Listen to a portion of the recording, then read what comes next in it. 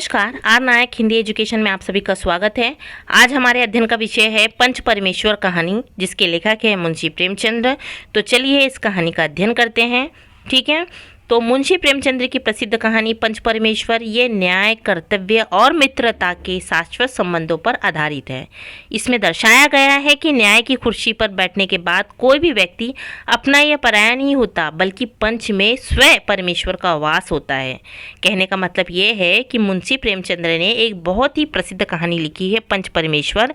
इसमें दर्शाने का प्रयत्न किया है कि जो न्याय की कुर्सी में बैठता है उसके लिए अपना या पराया कुछ नहीं होता, सबसे बड़ा न्याय होता है, सबसे बड़ा एक आदर्श न्याय होता है, जिसमें बिना किसी भेदभाव के जो सही व्यक्ति है उसी का पक्ष लेके न्यायदान किया जाता है। तो इसमें जो पंच रहते हैं ना, यहाँ पे पंच परमेश्वर की बात कर रहे हैं, तो पंच कहाँ रहते हैं? पंच यानी परमेश्वर, पंच में परमेश्वर का वास होता है। क्योंकि पहले क्या होता था, पंचायत बैठती थी और पंचायत ही न्यायदान करती थी। तो पंचायत में जो पंच बैठते हैं वो परमेश्वर के समान होते हैं, क्योंकि वो न्याय का काम करते हैं, न्यायदान का काम करते हैं। जब वो न्याय करते समय किसी को भी किसी भी तरह का भेदभाव नहीं करते हैं, जो सही है उसी का वो क्या करते हैं, साथ देते हैं। तो इस कहानी में यही दर्शाने का प्रयत्न किया है। तो देखिए, कहानी का सारांश है कि जुम्मन शेख और अलगू चौधरी ये दोनों परम मित्र होते हैं और दोनों एक दूसरे पर क्या करते हैं, अटूट विश्वास करते हैं। और दोनों को यदि देखा जाए तो जुम्मन शेख है वो मुस्लिम है और अलगू चौधरी जो है हिंदू है। तो हिंदू मुस्लिम दोनों में क्या रहती है, प्रगाढ़ मित्रता रहती है। दोनों एक दूसरे पे अटूट विश्वास करते हैं। ठीक है, अभी जुम्मन की मौसी का विवाद। एक बार क्या होता है कि जुम्मन ने अपनी जो बूढ़ी खाला है मौसी की संपत्ति अपने नाम लिखवा ली थी, लेकिन बाद में वह और उसकी पत्नी मौसी के साथ दुर्व्यवहार करने लगते हैं।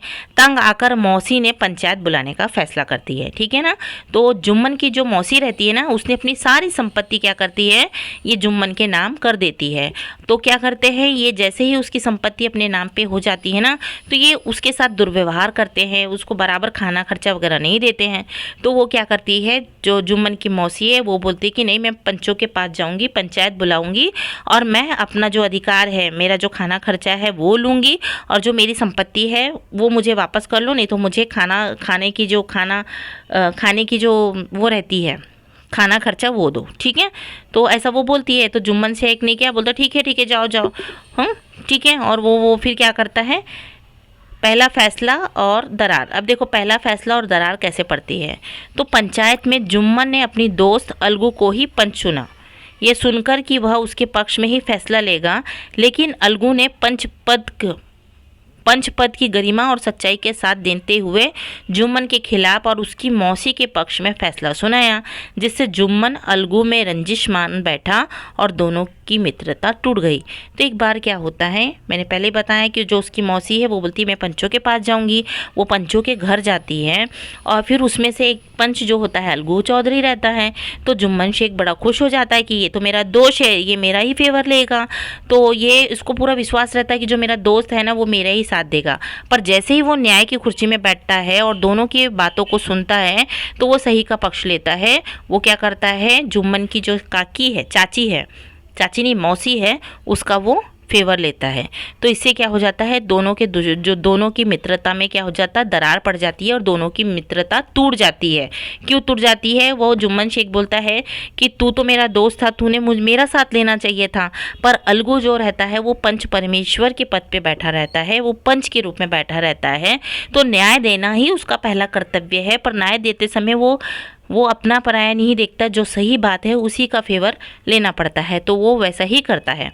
ठीक है, अब बाद में दूसरा मामला क्या होता है, जुम्मन के खिलाफ। अब देखिए, कुछ समय के बाद अलगू चौधरी अपने बैल के सौदा को लेकर एक मुकदमे में फंस गया और उन्हें पंचायत बुलानी पड़ी। संयोग से इस बार जुम्मन शेख को पंच चुना गया। ठीक है, अलगू को डर था कि जुम्मन अपनी पुरानी दुश्मनी का बदला लेगा, लेकिन सरपंच की कुर्सी पर बैठते ही जुम्मन के अंदर का जो विवेक है वो जाग उठ जाता है।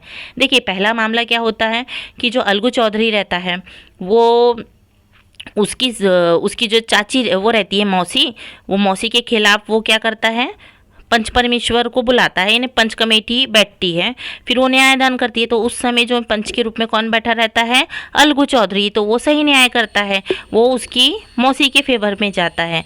तो इससे दोनों के मित्रता में दुश्मनी पड़ जाती है।